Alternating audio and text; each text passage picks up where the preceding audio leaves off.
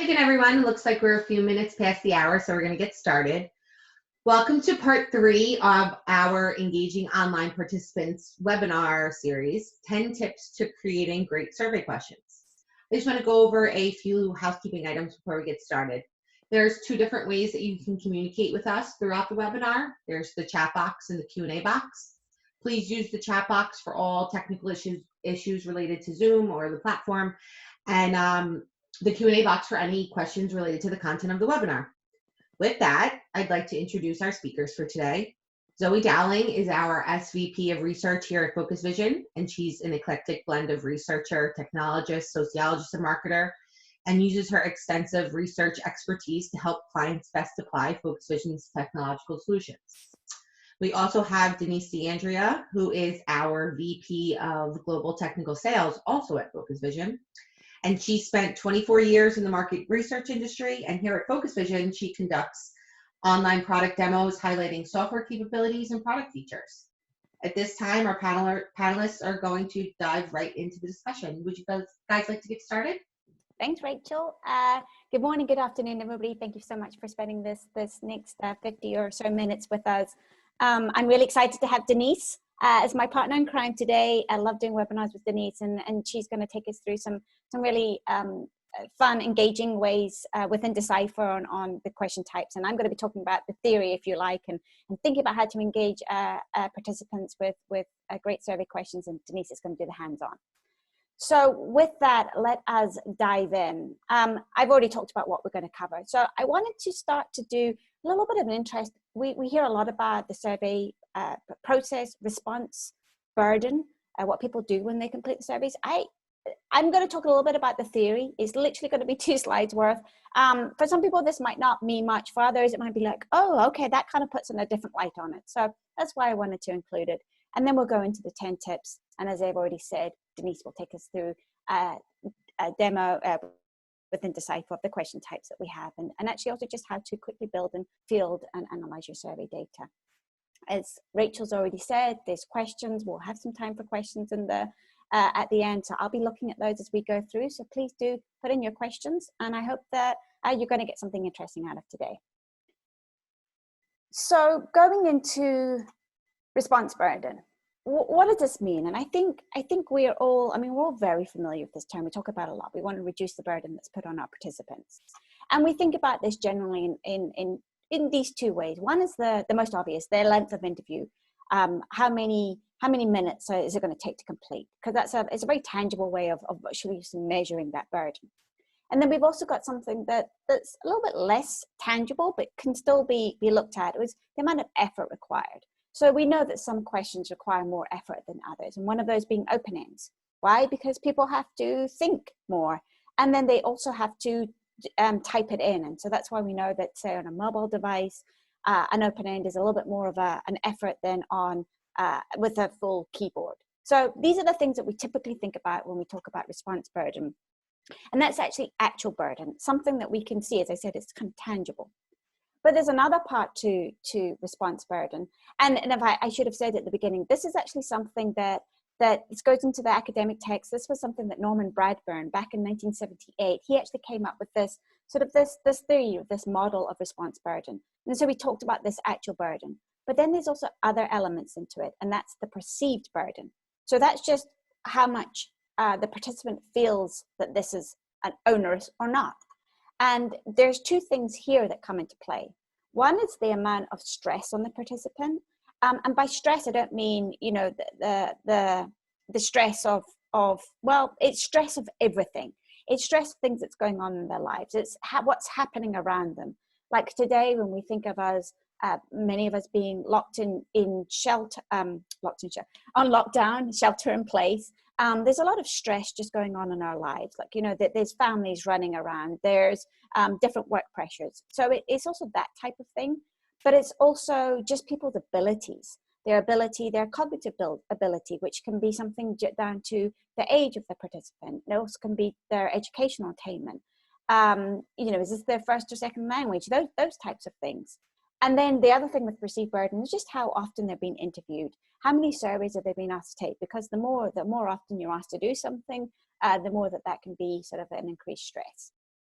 So that's the kind of model. There was one thing that that Brightburn later added, and that's also just perceived burden can be altered by how people think about the research, the value of the research. So the perceived importance of the research. If I spend time answering these survey questions, what is that going to impact? Does that have any relevance in the world? And I find this is a really important one because, for the research that we do, it often does have very large impacts on decisions that a brand takes about their messaging or about a product development.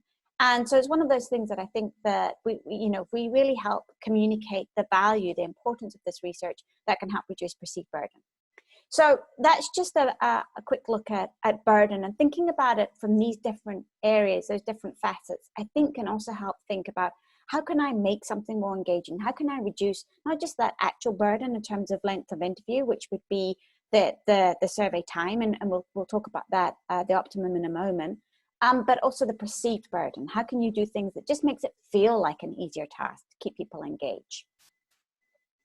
Now, the other piece when I dug into the books on my side here was, this is a theory, again, this was in the mid-1980s, where Professor Roger Taranger, he wrote a whole book on the psychology of survey response, and he talked about the cognitive process that we go through when we actually answer each and every question within the survey. So this is non-linear, but for the sake of ease, I'm going to present it as a linear process. But first, it's comprehension, which makes sense. You're reading the question to understand what it means and the information that's being sought. And then the next thing is typically, again, this is all non-conscious, subconscious. It's all going on. We're not actively thinking about doing this. But then, we're within our subconscious. It's like, okay, what memory? So what information is going to be, within my memory that's going to help me answer that? And then we make a judgment. And it's like, okay, so what's the most appropriate piece of information that I've recalled from my memory that's going to work within the information that they're seeking? And then finally, it's that, okay, now I'm going to communicate the response.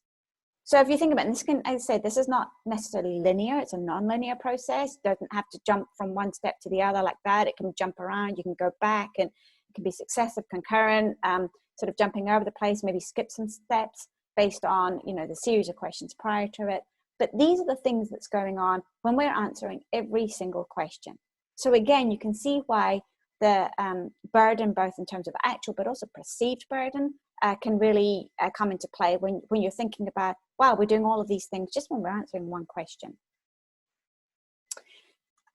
So we've talked about burden. We've talked about what people do as they're going through answering the cognitive processes. So what is dropout? Because obviously when we're looking to engage our participants, we're looking to minimize dropouts. We want them to come into the survey, and we want them to complete it. And we want them to get as high quality data as possible. So here's just an example. This is from a real survey, and it's fairly typical. This is actually a relatively short survey in the sense that it was only 19 pages. I've got examples with many, many more pages, but the pattern often stays the same. And by that, in terms of dropout, we always see a larger proportion of people dropping off in the first one or two screens. Why? Well, they're coming in and they've got the survey invite, and they clicked on the link, and they're having a look and reading that introduction screen or the first question, and they're thinking, do I want to invest the time into completing the survey? Am I interested in it? And that's also where I think perceived burden comes in. And that's also where I think the value of the research, the perceived importance of the research is important here.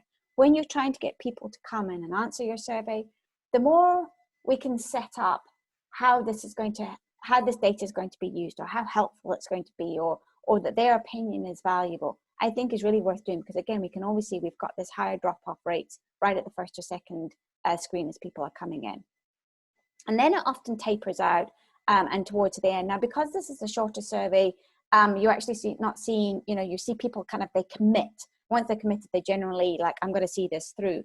In longer surveys, 20 minutes or more, what I'm seeing, or what we see in general, is that it gets to a point where people say, I've committed, but oh man, I'm just done. This is just too much. And then they start to drop off.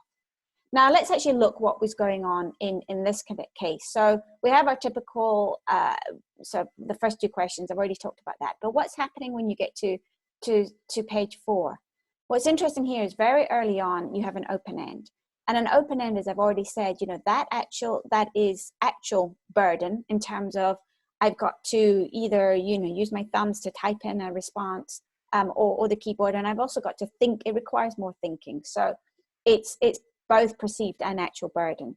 So you can see dropouts go up there. And I'll just jump. We also had repeats of an open end on page 7 and on page 9. And so you can see little spikes there going on of people dropping out. It's like, this is too much. So we love our open-ended questions. I absolutely love them. They're so rich, but we need to think about placement of them, and how frequently we're asking them. And then the other two areas where we see dropouts, on this page 5, it was quite an onerous multi-select question, 16 rows, lots of text. And so it was just the more people looking at that thinking, I don't have the energy for this, I'm not going to do it. And that's why you see that little increase in dropouts. And then again on page 17, now again, by the time they've got here, they're so close to the end. And normally they're committed. You can see, from pages 10 onwards, very low dropouts. But because this was such an onerous question, multi-row, multi-column, drop-down grids, requires a lot of clicking, so actual and perceived burden. And I was like, oh no, I'm not going to do this. And you can also see the completion time. It was much more onerous. So just to try and illustrate again what that looks like when people are going through a survey, when they're completing the tasks. Once they're committed, they're generally committed, but there's certain questions and certain things that just kind of feel too much in terms of the burden. So with that, let's go into these 10 tips that I think help when we take all of these things into consideration. It really does help increase engagement with your participants, increase data quality, also hopefully make it more enjoyable task, and just you getting good data. So this is maybe pretty obvious, but I always think you're starting from number 1. So what are you trying to do with this survey? Being absolutely clear on your study objectives. Why do I say that? Well, because too often, and it's entirely understandable, and please, that there's so many reasons why our surveys are the way they are. There's so many different forces at play, if you like. And with best practice, you're always talking about the gold standard, but it's always important to try and think, how can we do things better for our participants, for our data, for our organizations? And so again, when I go back and I say, what is the central question? Because sometimes when we are going, even taking a tracking study, well, what is the central objective there? Because you can see questions kind of get added in over time, maybe because there's a point in time that's interesting. We do need to know that, but then it never gets removed. And so, it's always being very clear on what are we trying to get out of this study? What is the central question? How is the data going to be used? How is each and every question, how is each and every data point going to be used? And then also, I think importantly today is, we know that we have our big and small data, surveys being part of the small data, but we have a lot of other data sources, often big data sources at our fingertips, maybe not quite at our fingertips, but that we have accessible to us. Can we use any of this data so we don't need to ask as many questions in the survey? Just trying to be more efficient here. So again, these are the things that I would suggest, very I'm going to say elementary, but hey, sometimes just taking it back to the most simplest level can really be helpful. What do we want to get from this? And it's the same for revamps. Again, something that's often, we're loath to revamp our survey data or anything our tracking data or anything that has historical data that we benchmark on. But we know that this is a good thing to do because there's all sorts of changes that happen over time. You might be changing survey technologies. You might be there might be changes in KPIs. There might just be cultural changes around these questions. These aren't useful for us anymore. So if we're revamping, it's always looking at what questions can be removed. A factor analysis can be very helpful to try and kind of say, what are we getting at the same concepts? And so which one do we want to keep? And again, that consolidation as well. And then also what other data can we use? But those things being important. So once we're going into designing our survey, it's always a good mind to think about the cultural forces. Who are the people? Well, we are the people. We're all people that create the surveys, and there's people that take our surveys. And so what is going on in our world around us that play a role in the types of in the way that people are responding to our surveys? And if we think about people today, in our world today, is, you know, we're a world of sharers, you know, reviewers. We like to share our opinions. That's why we have Yelp. That's why we have all the reviews on Amazon, or basically any site out there. When we're looking to purchase something, we're going to go look at reviews. And when we've had a good experience or a bad experience, we might go and share that opinion with other people so they can learn from it. That is very much our culture today, and that's good. I think that's why we can and we do capitalize upon that within our research, within our survey research. We also like to receive feedback. This isn't something we do as often for good reason, but it is something I would always love to see try to be baked in. Is that we like to receive feedback. You know, where do I compare versus other people? How do I stack up? And so that is just something, if we're ever able to give feedback to our participants, either during the survey or send them information afterwards, then that's great. The other thing is that we're very much a brand engaged culture. You know, long gone is the advertising one main static communication from brands to consumers, because definitely now it's a two-way conversation. People are engaged, they're passionate about brands, and so again that kind of feeds into liking to share their opinions, having feedback about the brands, because it's all part of this nice ecosystem. So these are all, I think, positive things that we can tap into. On the other hand, some of the challenges that I think we do need to think about for people, and we know it within our own lives, is that we're time poor.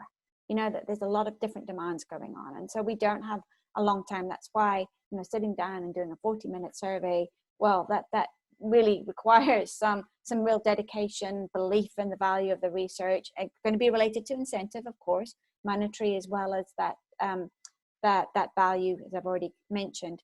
But time poor. So that's something we're trying to get through a lot of different things.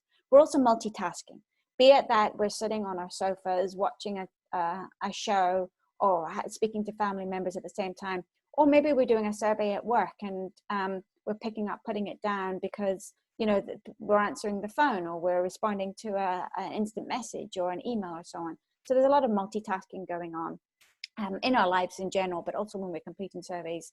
And then there's just shorter attention spans. You know, we're in the age of our thinking of TikTok, think of social media, you know, these short form videos.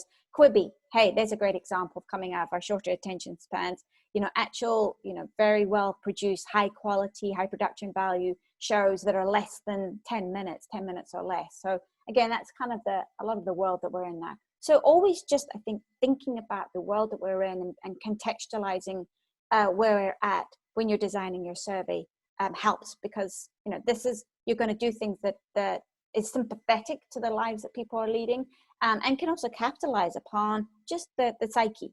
If we're thinking about, for example, sharing opinions. So moving into our third tip, and again, thinking about what world are we living in? Well, we're living in a mobile world. That's no surprise to anyone. This is not new, but we're still, I think, we've got so much better at designing for mobile first. We can always do better, of course. And this is something, you know, have this at your forefront. Numbers I've seen have varied around how many surveys are people are completing on smartphones. We're definitely at the 50% mark. Again, it's going to depend on your sample source, whether it's a client supplied list, whether it's a panel source, or where is it coming from, your demographics in that. But we're definitely at sort of an inflection point where there's more and more people taking a mobile, and so it needs to be the primary device that we're designing our surveys for. I think it's worth quickly saying about, okay, so what about the small screen? What about, what do we need to think about?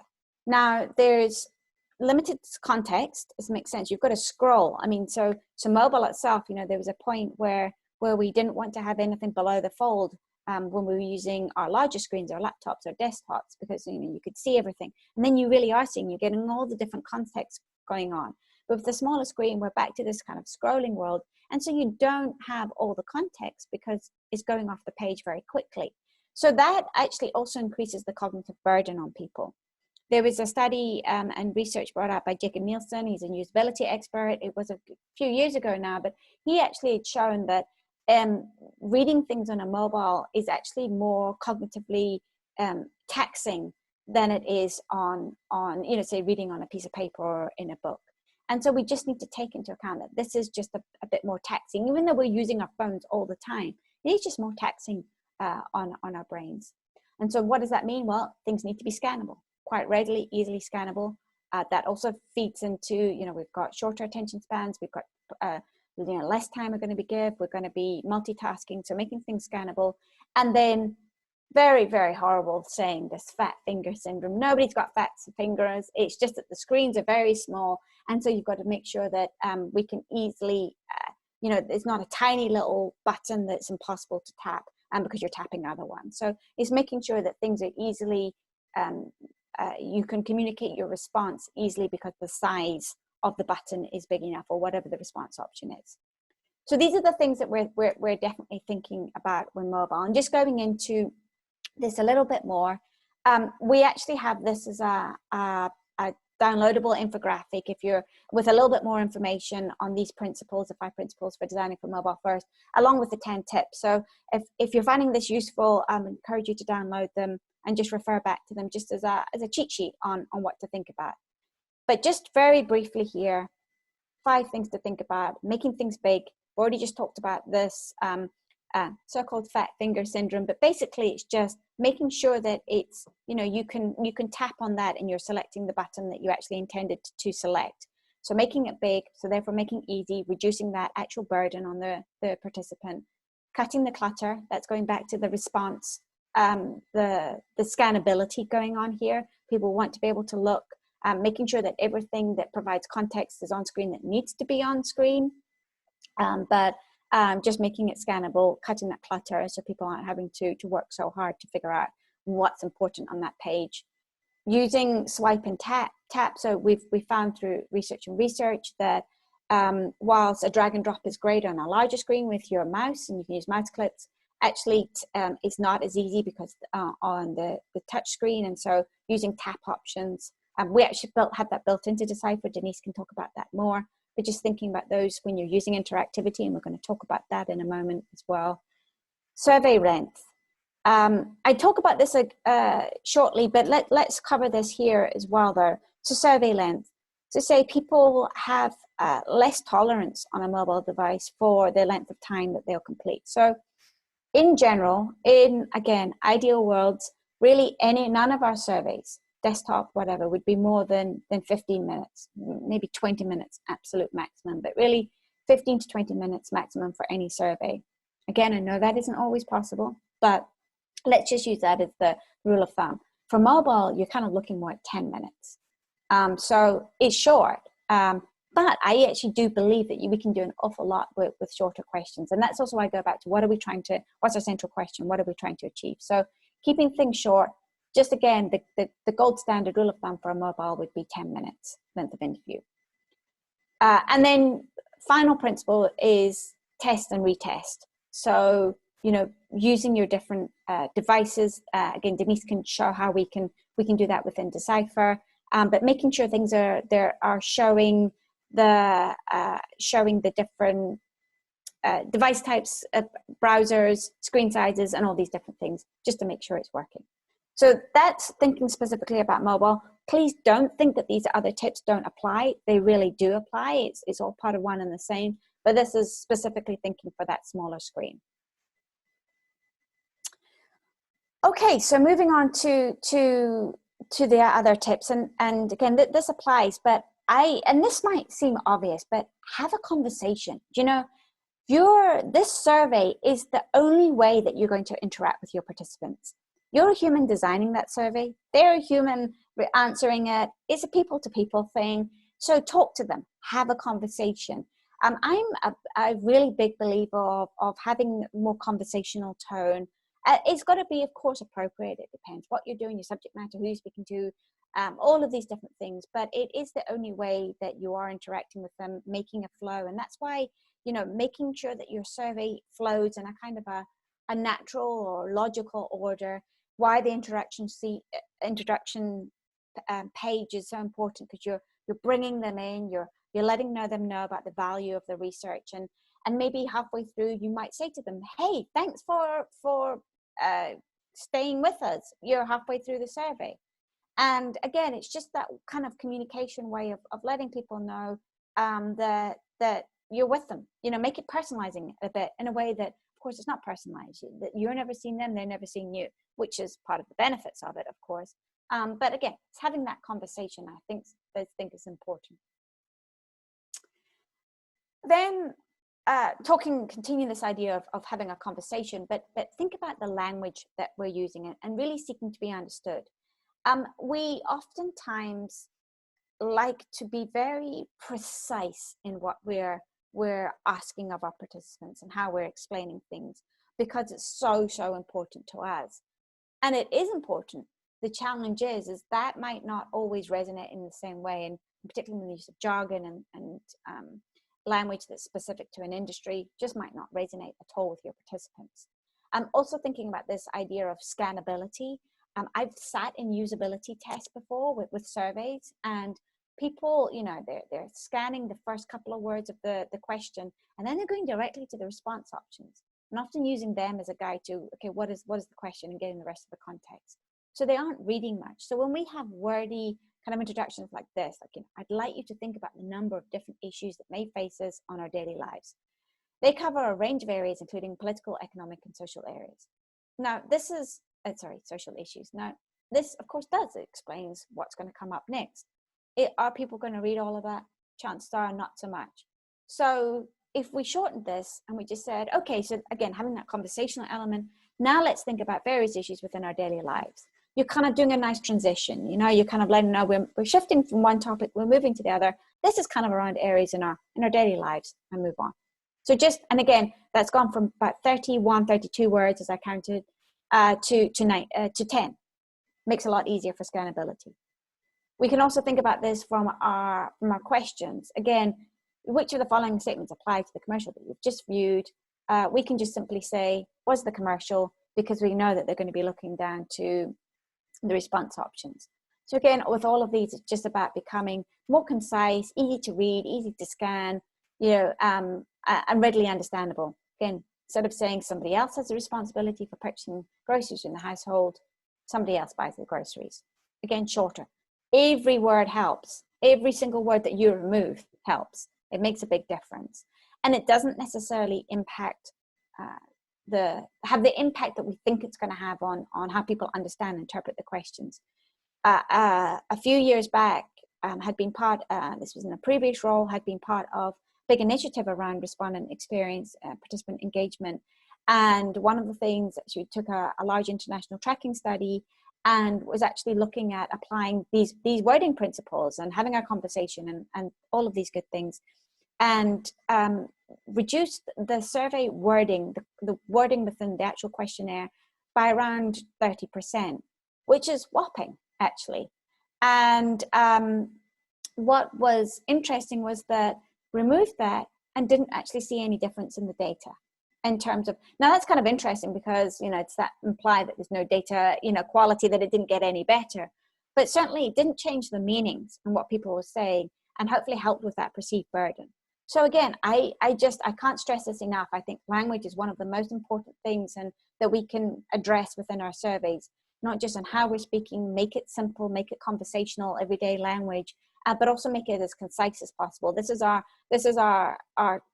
tweet challenge, if you like. How can we get something from 30 words to 10 words? You know, 10 being my kind of, again, talking about gold standards. What am I aiming for? Survey questions that are no more than 10 words and no more than 10 response options. That would be my ideal world.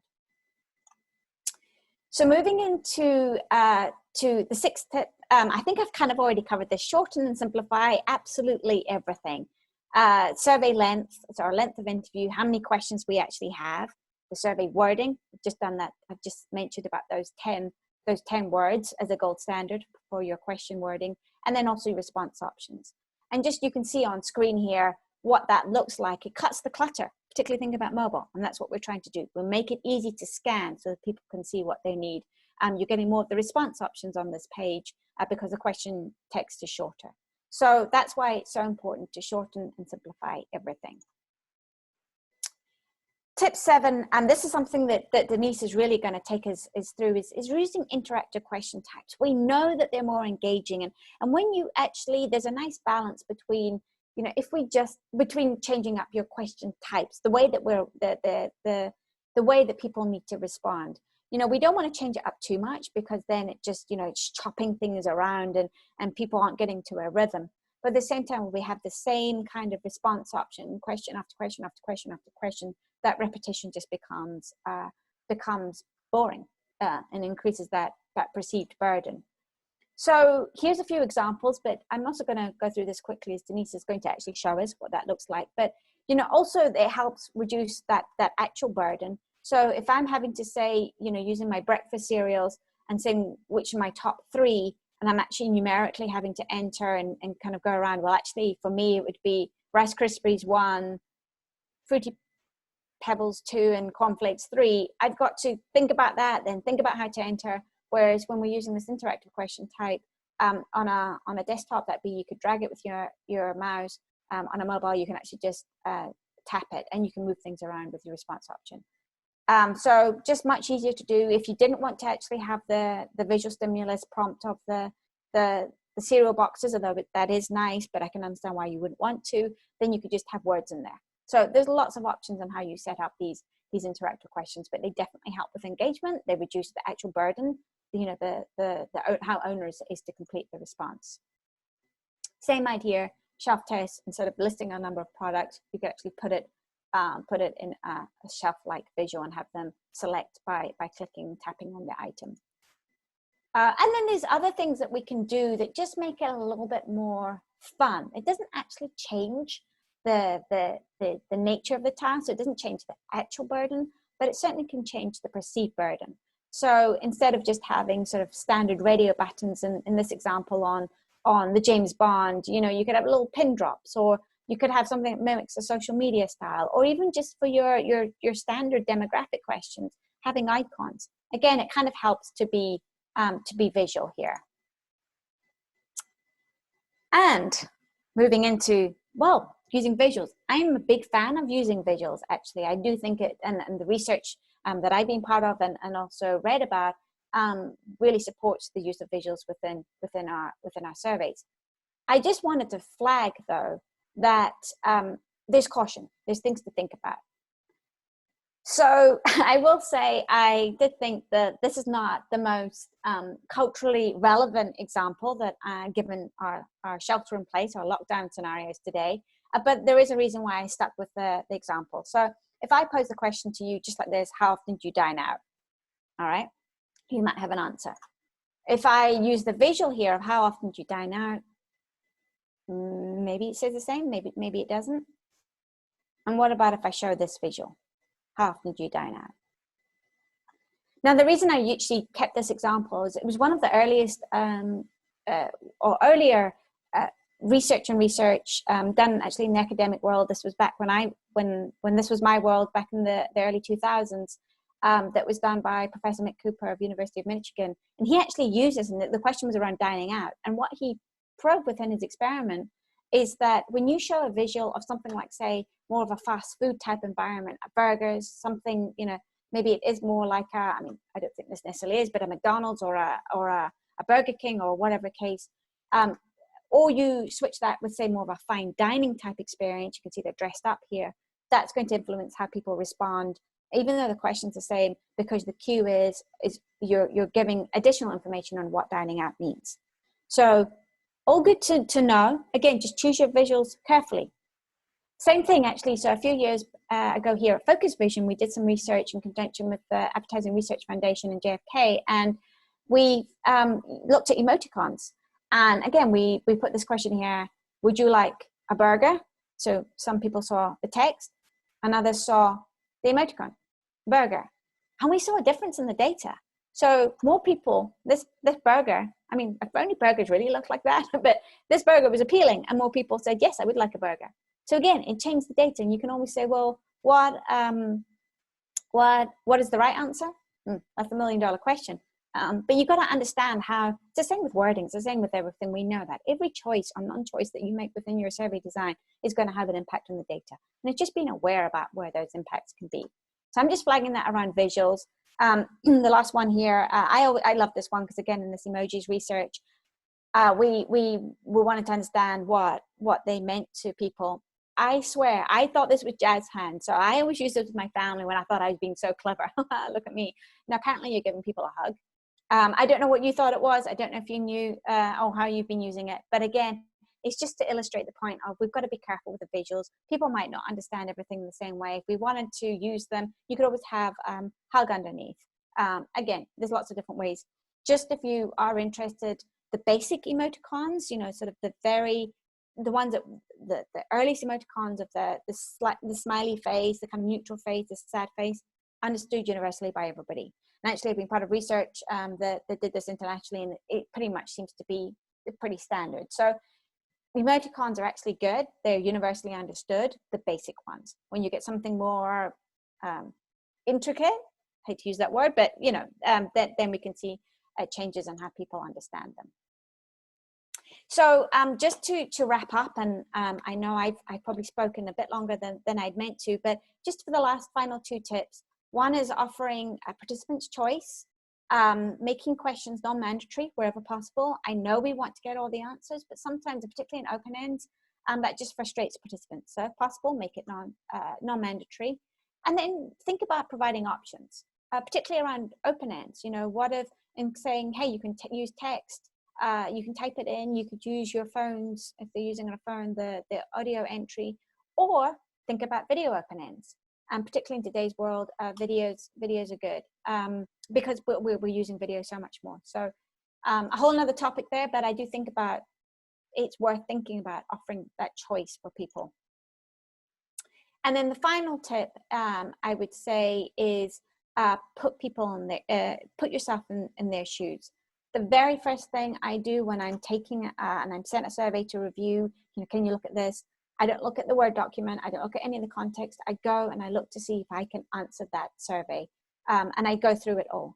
And just as a participant, answering as truthfully as I can. Does this make sense to me? Do I know how to answer the button, to answer the questions, click on the buttons? And I find that's just such a great way to pinpoint quite quickly some of the challenges that come through. So I definitely really encourage you to do that. Or maybe get a colleague that is not hasn't been part of the design of it to take it in the same manner. This can really quickly uncover some challenges. So with that, Denise, I'm going to hand over to you. I'm going to stop sharing here. I'm sorry I took so long, but we're looking forward to seeing what you can bring this to life for us in Decipher. Wonderful. Thank you so much, Zoe. As you can see, Zoe provided some really great tips to produce high quality data for the online environment. And in the chat box, many of you guys asked where those tips were found. So I just wanted to bring that up here and show you that all 10 tips can be found on the website. What I'd like to do is I'd like to apply these tips that Zoe talked about, show you how easy it is to build, field, and analyze your survey and your data using Focus Vision Decipher. So what I've done, I'm going to minimize my screen here and move my mobile device over. Sorry about that, I didn't minimize that. There we go. And move my mobile device over and show you some of these tips. I created a survey, and this will touch upon the mobile first. It'll touch upon creating interactive question types, being really concise, and so forth. So let's start. There's about 8 questions or so, but as Zoe mentioned, the gender question. Let's change it up. Let's use icons, make it more engaging for the respondent. So that's one example here. The next 2 questions are rating scale questions, and they're fun because you'll notice I'll ask, how was your experience with us? Notice I'm scrolling north to south. I don't have to scroll left to right. I don't have to worry about any of those fields falling off the side of the screen. I don't have to worry about producing any biased data. So I can choose what I want there and advance to the next question. The next question is also a satisfaction question, and I'm using a simple thumbs up and thumbs down. My buttons are big, it's easy for the respondent, and it's user-friendly. What was your experience? Was it positive? Was it negative? I am making it engaging, concise, and avoiding clutter. So I have a positive experience there. Moving on, we can also bring in images for brands, right? So in this example, I have some ice cream flavors, and it's fun. What ice cream flavors do you like? And certainly lots of them here. Whichever ones I choose, let's choose banana split. Let's choose milk and cookies. When I advance to the next question, once again, remember, only scrolling north to south, a rating scale will appear, but what you'll notice on this mobile device is the rating scale doesn't appear in a traditional format of a rating scale. All of my images are stacked upon one another with my ratings and attributes below. Zoe had mentioned some fun icons that we can use. Notice the spoons I put in there, really making it engaging for the respondent, and once again, only scrolling up and down. If we advance to the next question, we did some research on research, and we wanted to do an alternative to grids. We want to, it sometimes causes respondent fatigue, some straight lining, and some speeders where people are just clicking all the way through to get to the end of that question, or perhaps even the end of the survey. So let's change it up, and we could do something called a card rating question. What we found with our research on research is you're collecting the same data, but in a different fashion. So now I'm asking you, what about your self-parking capability? And here's my rating scale. If I choose whatever rating, you'll notice it goes back up to the top to the next attribute, making it fun, making it engaging for the respondent. What about my rear view camera? And then finally, what about insurance costs? So that's very important to me. Another alternative is a button rating question. So I've taken those same 4 attributes and I've created button ratings. Once again, scrolling up and down, and then I could put my ratings here for each of those 4 different attributes. So those are several ways to do it. My third way, and this is really fun because we just released this. This is our accordion question. And once again, those 4 attributes, what do I think about self-parking? Once I choose my response, it'll automatically collapse. What about heated seating? Choose my response and it will collapse. Rear view camera, and then finally insurance costs. And once it's done, all of the fields collapse, and then you move forward. Now, what I'd like to do is shut my camera off just for one moment so that I could show you the last question that I programmed here, which is our video testimonial. In lieu of, or maybe even in addition to open-ended responses where you're typing text in, we could record a video. So here I am, and I could easily say, oh, I love the product, I love Nike, or I love Decipher Focus Vision, and so on. So you can click the record button, and there I am. So you're really getting a lot of richer data, more exciting for the respondent. Okay, so I'm going to shut that down and come back to Zoom here. Okay, here we go. There we go. Okay, so now what I'd like to do is show you how to build it very easily and go into our survey tool. When you're in the tool itself, there's 3 ways to build. If you click on the new survey button, very easy. You can start from scratch, which is a blank canvas, and really just start creating your questions. You could start with any one of our pre-templates that you see here. It's a nice way for a starting point. You can customize further from that point on. Or the last option we have here is starting from Word. And this is great too, because if you have a Word document, simply drag and drop. Drag and drop it in, create it, and it gets you 85% of the way there so that you can start customizing. I'd like to, for this webinar, take you into the survey that I programmed here with those rating scales. And what you'll see is this is our survey editor. It is all point and click, easy to use. All your questions that you create can be dragged and dropped and moved around, and you have the ability to put more than one question on a screen or separate it out to 1 question per screen. So easy to do.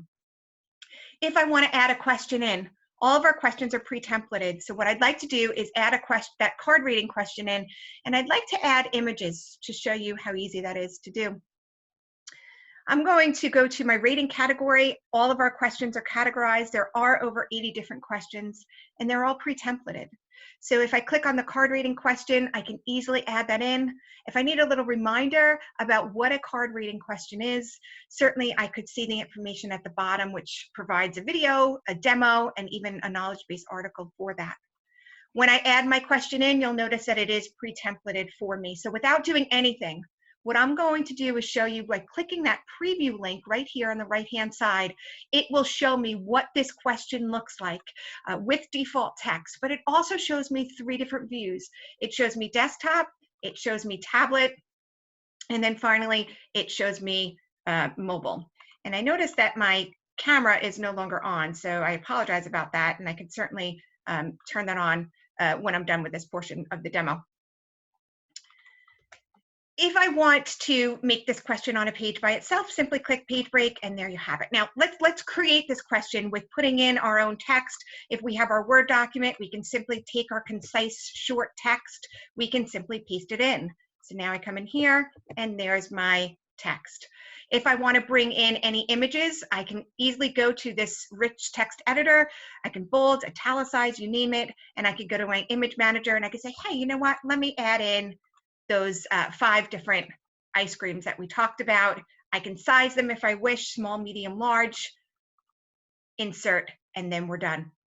If I want to insert my rating scale, really easy to do as well. All I'm going to do is copy that to my clipboard, come back to my buttons, paste them in. And with one paste, everything has parsed and pasted in properly. And now if I click that preview button, you will see a customized card rating question with my images and my rating scale below. Really that easy to do. And within the tool itself, keep in mind, as Zoe mentioned, if you're thinking about the participant in mind, you have the option to randomize questions, the option to make questions mandatory or not, and that's on a question level as well as a survey level, making it really easy for you. In the tool itself, when you want to field your survey, we have, you can use panel sample, you can use your own custom list with our email manager, or you can do it yourself, and you can purchase sample yourself through our DIY tool, which will enable you to put in a bunch of parameters, how many participants, how many days you're going to field the survey, and so forth. And then it will, you will be able to order the sample right in the tool. So think about it, that's cutting a lot of steps for you so that you don't have to email panel providers. You can do everything in the tool itself. You create the survey itself, order the sample, and then get going. When you come back into the tool itself, easily test it. We provide 2 ways of testing. You can manually test your survey, or you can have us test it for you and run some simulated data. And it's a great quality control measure because it'll pick every possible combination for you. And really, if the survey is going to experience a problem, it will happen there. So test every combination for you. The one thing I wanted to show you is you do have the ability to test this, to send this to your mobile device. So by doing that, sending it to your mobile device, you can easily get it sent to my device. I can easily get a text message here and with the link, click on the link, and it will take me into the survey. So that's a great way to test it because I want to see it as a participant would see it. When I'm ready to launch my survey live, really easy to do. There's a launch button. The launch button will run those quality control measures for you to making sure that everything is just perfect before you're launching and before you're ready to go live. And then finally, when you're in the field and you want to analyze your survey data, 2 methods to do this. I can easily see my response data at any time, real-time information anywhere from my completions, my terminates, my quotas, my dropouts. All of this is real-time, and you can see down below, it's split by terminates, incidence rates, participation rates, you name it. In addition to seeing real completions, I can see who termed out of the survey where, and that'll be listed out appropriately for you. And then lastly, I can also see quotas. And what's nice about this is it'll enable me to see my quotas, but it'll also enable me to edit them. So if I have permission to the study, I can edit those quotas without having to go back into the survey editor and without having to be a programmer. Finally, when I want to get my top lines, easy to do. Our crosstab tool also provides real-time results, all points and click, easily create your pie charts, your column charts, easily create your banners, so forth. Notice you can bring images in, you could bring your words in, and we apply a significance testing at stat levels of 90-95% confidence, but certainly those can be customized all through all of these runs. When you do get that visual story, easily export it out. Excel, PowerPoint, PDF. I have one open here for you. I'll drag it over to my screen. And easily I can template any one of these outputs. I can see charts, graphs, and tables, and they're all editable. So I can click into any one of them and edit those as I wish. So you don't have to worry about images and not being able to do anything with them. So with that, those are some of the 10 tips applied into the survey, showing you, mobile first, showing you some of the interactive questions, making it engaging for the respondent, simplifying things and really making it concise, showing it to you in the mobile view. So I'd like to turn it back over to Zoe. Thank you so much, Denise. I hope for everybody that was a nice flavor of both all the different kind of question types that we can create within the Decipher platform. And Denise, I thought that was a great job of showing actually how easy some of it is to create and bring in, and the different features available to test, and just kind of linking back to the best practices that I've been talking about. So I do see we've got a number of questions. Thank you so much for that. I'm going to try and get through as many as we can in our remaining time. I think some of them we've already covered, so I can quickly go through those, but let's dive in. So optimum time for a survey, how many minutes, number of questions. Again, I think this is worth repeating. Optimum, the gold standard, 10 minutes for mobile, maybe 15 minutes for desktop. We know we live in a world where that's not often possible, but I definitely think that's something we should be striving for, because it really does help with reducing dropout rates, improve data quality, and so on. An interesting question, it was early on, I think it was around the time of talking about feedback, just the world that we're living in, and what kind of participants that is thinking about our participants, and how do you see this cultural context changing post-COVID-19 world? I think that's a really interesting question. It's something that I've been kind of looking around and starting to think about. I don't think there's anything definitive yet. I think it's something we should keep our eye on. One of the things that I'm wondering about is video, where we've all, almost overnight, it feels, become very comfortable or accepting, maybe that's a better word of it, with video. And I do think that, are we going to see an increased acceptance and, say, using video open end, like, this is a better way, this is an easier way to provide my feedback, and people can be more expressive. So I think that might be something. Everything else, we're in just such early days yet. That's my best guess. But of course, it's something I know I'm, for one, very actively keeping an eye on. We had a lot of questions or requests for the downloadable documents of reference. Thank you so much for pulling this up on screen, Denise, and also that was in the chat. Have a look at our resource library. We both have this infographic that Denise has got on screen here. We have the mobile companion, yep. And then we've actually, if you want more information, we've got 2 ebooks talking about that just kind of lay out with a lot of examples everything that's in these that's talked about in these infographics. So if you'd like some more, do have a look at that. Denise, I think a question for you is the shelf test mobile possible? Right now, by default, it is not. We could possibly try to make some customizations to it, but going back to your fat finger syndrome, not really fat fingers, but you have to really think about the respondent and the mobile device and clicking. And if you were to put a shelf test on a mobile device, it might be really difficult to choose the right product concisely. So as of right now, it is not mobile compatible. That makes sense. And of course, there's other alternatives that could be used if you are looking to show the products. I'm thinking, for example, if you think of the cereal boxes, if you are wanting to show a list of products, that's something, those images could be put on a mobile device just in a different way. So it wouldn't be displayed in a shelf, but we could bring that in. So again, limitations of the smaller screen and trying to think creatively what would get us to, what needs the response, the information that you're looking to receive. Here's a great question. Can a survey be too short? I don't think so. We've got polls. I mean, that's, polling is long, a long established method approach in its right.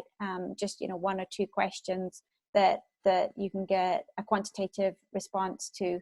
I think that what can be surprising is how much you can achieve with a 5 to 10 question survey. It's something I've been playing around with myself recently, and really, because talking about what's going on culturally with COVID-19 and where we're at, my view is quite strongly is that because things are changing so much, maybe our standard surveys are not answering, our long-standing or continually running surveys aren't answering all the questions that we need. Things may be changing, and so really using pulse surveys, something that is short, sort of 4 to 8 questions, maybe 10 questions, to what's going on here, how things changing, and then running that over time. And then when you find that's no longer relevant, sort of changing up to the next question that's coming into mind. So I think that, no, I don't think a survey can be too short. I think that we can play around with the amount of information that you can actually get from a relatively short survey. And I also think culturally, at the moment, understanding where people are at is incredibly important. And I really do believe that this is a very appropriate and necessary time to ask questions. But let's not be onerous about it. Let's be sensitive to people's time, and also just let's figure things out on the go with shorter pulse type questions. I'm just kind of scrolling through to see if there's anything. There's numbers, and if I don't get your questions, we don't get your questions, we'll definitely get to it afterwards. One for you, Denise, on are the icons built into Decipher? Icons for? Oh, maybe it's for like some male, female, or using those emoticons and those types of things. Okay, by default, no. However, you do have an image manager, and you also have a library. So you can add questions into the library, response options into the library, and so forth. So once you add your male-female responses, put it into your library, and then grab from that library across all your projects. So easy to do, sure. Yeah. Okay, great. And then another question, and I think this is a really important one to bring up, is just talking about accessibility. And how we can consider the needs, accessibility, the needs of people with disabilities. Obviously, not all question types, and the person in the question is saying this, I can see how some of these might work well for some people, but could also cause barriers for others. For example, input versus drag and drop, and so on. I think that's a great point, and that's where certain things around text size and thinking about the actual input is important. Denise, I'm wondering if you've got any input, if this is something that's come up with questioning that you've had, if there's anything specific around Decipher that you can think of. Can you read the full question to me? I want to make sure I'm answering it properly. So wondered if accessibility was considered and the needs of people with disabilities. So when we're thinking about different input types, text size and those types of things. Yeah, so Decipher, Focus Vision Decipher is ADA compliant with our standard question types. So not all questions are ADA compliant, but there are some of the standard ones that are, and we have a lot of people ask about that. So so the answer is yes, but not for all questions, but for the standard questions, yes.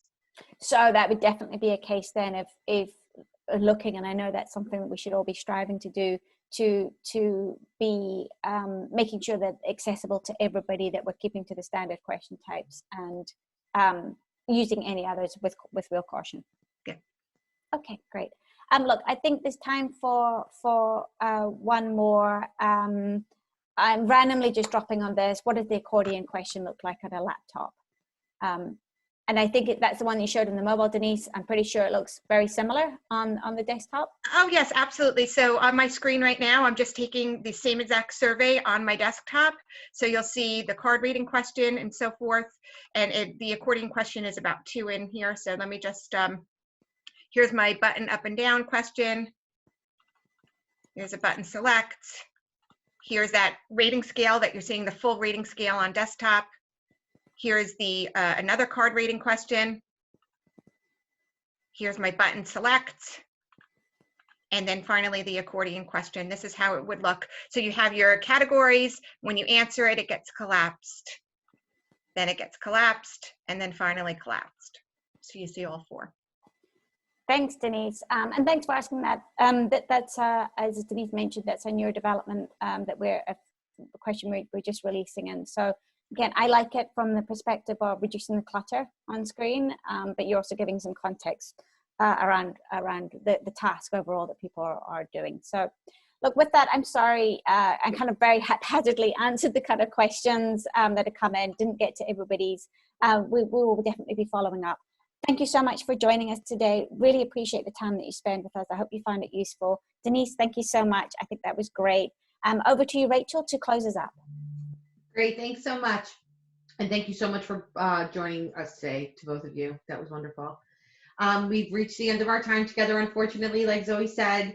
But if there were any questions that didn't get answered today, we will definitely follow up soon, or you can email us at webinars@focusvision.com, and we will respond to your question at that time.